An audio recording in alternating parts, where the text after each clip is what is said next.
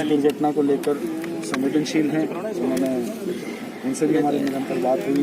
ये 2 दिन आदरणीय महेश जोशी जी जयपुर से हमारे साथ में आए, क्षेत्रीय विधायक और हमारे सरकार में पूर्व मंत्री रहे आदरणीय रमेश मीणा जी भी यहाँ पर हैं, इस परिवार के साथ हैं।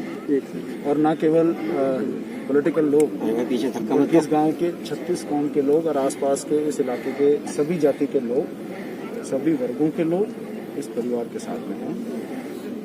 कई समस्याएं थी इस परिवार में। मैं आपको बता देना चाहता हूं कि जो मुख्य आरोपी वो पहले गिरफ्तार हो चुके हैं और कल एक और आरोपी जो थे, दूसरे आरोपी, वो भी गिरफ्तार हो चुके हैं। साथ ही साथ परिवार को सहायता राशि के रूप में 10 लाख रुपए अभी दे दिए गए हैं। उन्हें जो उनके पुत्र हैं उसको नियुक्ति पत्र दे दिया गया है।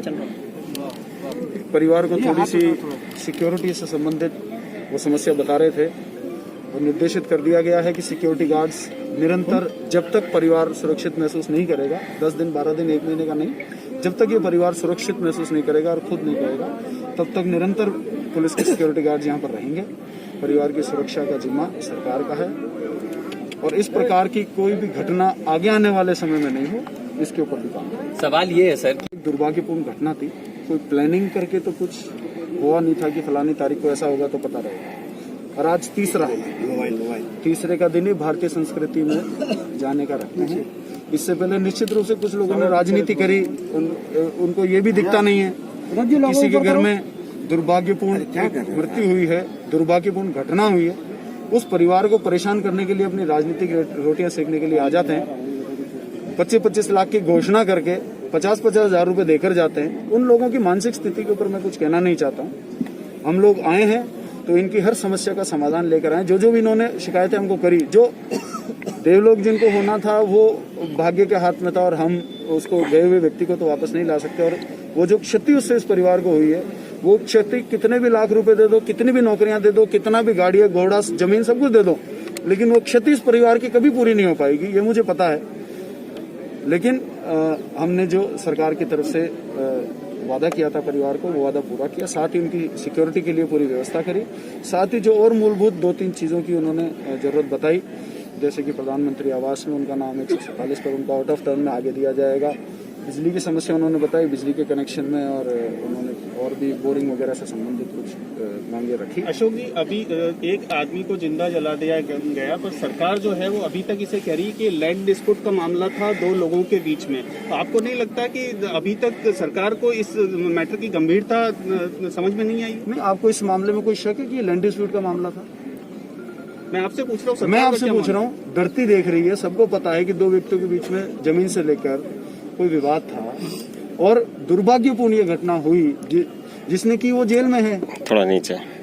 और सरकार क्या कर सकती है बताइए? आप परिवार की मदद कर रहे हैं, बावजूद भी आप 2 लोगों के बीच उससे पूर्व में किसमें बावजूद भी कब्जा हो गया लोकल गूंज का, आदमी को जिंदा जला दिया गया और आप 2 लोगों के बीच की लड़ाई बता रहे हैं आप इसे? तो गांव तो उनके पक्ष में था, गांव तो पंडित जी के पक्ष में था, गांव कभी भी उनके खिलाफ नहीं था। पक्ष में होने के बावजूद दरअसल ये है कि एक पुजारी जो ईश्वर में आस्था रखते हैं, साधु संतों के साथ इस तरह की हादसा होना, इसलिए इसकी संवेदनशीलता और बढ़। आप मेरी बात नहीं, हर व्यक्ति इस देश में बराबर है। हर व्यक्ति की संवेदना, चाहे कोई गरीब का बच्चा है, चाहे अमीर का बच्चा है, चाहे पुजारी जी का बच्चा है, चाहे एससी का बच्चा है, चाहे ओबीसी का बच्चा है, हर व्यक्ति की जान बराबर है और सबकी जान बेशकीमती है और उसकी कोई भरपाई नहीं हो सकती। आप ये मत कहिए कि ये हो गया इसलिए कोई बहुत बड़ी, ऐसा नहीं है। सबकी बहुत जरूरी है। हर व्यक्ति की सुरक्षा हमारी सरकार की जिम्मेवारी है।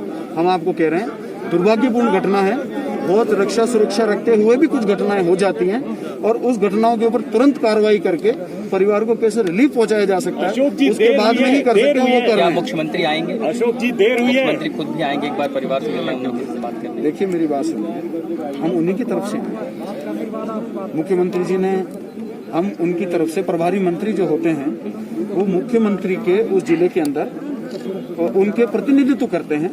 और आज आदरणीय महेश जोशी जी हैं, बड़े भाई रमेश मीणा जी हैं, तो मुझे लगता है कि मुख्यमंत्री जी का हम पूरा संदेश, उनकी पूरी ताकत, उनकी पूरी संवेदना, उनके अंदर जो भी इस परिवार के लिए एक दुख है वो सब लेकर आऊंगा। विधायक तो 4 दिन दिखाई नहीं दिए। जो कि परिवार संतुष्ट नहीं है। विधायक तो 4 दिन दिखाई नहीं अभी बात करेंगे, पहले मुझसे बात करें। सभी बोल रहा था कि परिवार संतुष्ट नहीं है, वही मतलब जवाब देंगे। कपिल मिश्रा 25 लाख आप देके तो जाते कभी हैं। भी संतुष्ट नहीं होगा। आप तो बात कपिल मिश्रा 25 लाख मदद देके आप देखे इनके आप पास में आ गया। अशोक नहीं आप कह रहे हैं 25 लाख आ गया तो आज आया है। नहीं वो भी आ जाएगा। हमारा तो आ गया। कल आए थे वो। कल आ जाएगा। आप गारंटी दे रहे हैं? नहीं वो कल आ जाएगा कल। आप सुनिए तो मेरी बात। झूठे लोग झूठा प्रचार करते हैं, यहाँ पर आ गए, यहाँ पर डंडा लेकर।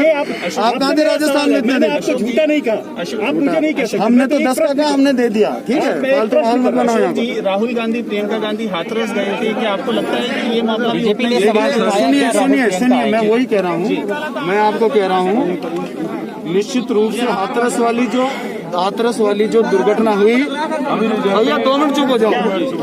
हाथरस वाली जो दुर्घटना हुई उसमें प्रदेश सरकार की गलत, उसके बाद में वो बच्ची को रात को जलाना पुलिस की कस्टडी में, और इस प्रकार से जो प्रदेश सरकार की उस परिवार के खिलाफ कार्रवाई की वजह से वो वहाँ पर गए। यहाँ पर 2 आरोपी पकड़े जा चुके हैं, एक भी बचेगा नहीं। पूरी प्रक्रिया मदद सहायता परिवार के पक्ष में चल रही है। पर क्या राहुल गांधी प्रियंका गांधी आएंगे? आप ये मैं कैसे आपको बता सकता हूँ? गहलोत जी आएंगे? मैं तो अशोक मेरा गहलोत कैसे आएंगे? भैया अशोक गहलोत जी की तरफ से ही हम आए। प्रभारी मंत्री मुख्यमंत्री का ही प्रतिनिधित्व होता है। सीएम साहब मिल लेते हैं। मैं मेरे भूमि जिले का नेता हूँ, सीएम साहब मिल लेते हैं। लेकिन एक प्रभारी मंत्री की हैसियत से मैं आया हूँ।